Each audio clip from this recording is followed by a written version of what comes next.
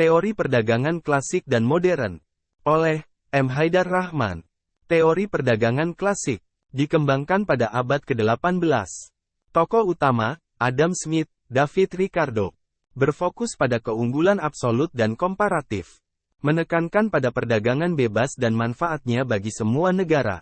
Menganggap faktor produksi sebagai sumber utama keunggulan. Keunggulan absolut. Sebuah negara memiliki keunggulan absolut jika dapat memproduksi suatu barang dengan biaya lebih rendah daripada negara lain, bahkan tanpa memperhitungkan biaya perdagangan. Negara dengan keunggulan absolut akan selalu menguntungkan untuk berspesialisasi dalam produksi barang tersebut dan mengekspornya ke negara lain. Contoh, negara A dapat memproduksi gandum dengan biaya $1 per unit, sedangkan negara B membutuhkan biaya $2 per unit. Negara A memiliki keunggulan absolut dalam produksi gandum.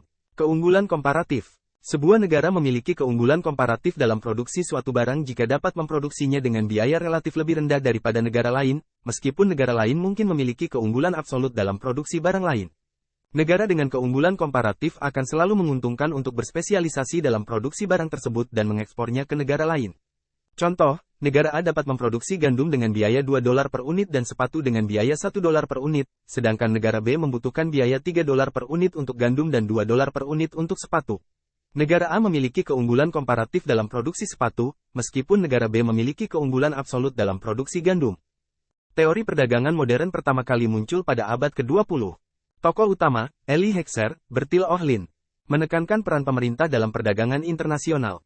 Melihat perdagangan internasional sebagai cara untuk mentransfer teknologi dan pengetahuan. Model Hoexer-Ohlin menjelaskan pola perdagangan internasional berdasarkan perbedaan endowment faktor antar negara. Negara dengan kelimpahan faktor produksi yang relatif murah akan mengekspor barang yang intensif menggunakan faktor tersebut. Model ini membantu menjelaskan mengapa negara-negara maju cenderung mengekspor barang manufaktur yang intensif modal, sedangkan negara-negara berkembang cenderung mengekspor barang pertanian yang intensif tenaga kerja. Kesimpulan, teori perdagangan klasik dan modern menawarkan wawasan berharga tentang bagaimana perdagangan internasional bekerja. Kedua teori tersebut memiliki kelebihan dan kekurangannya masing-masing. Memahami kedua teori tersebut dapat membantu kita merumuskan kebijakan perdagangan yang efektif dan bermanfaat bagi semua negara yang terlibat. Tang Yu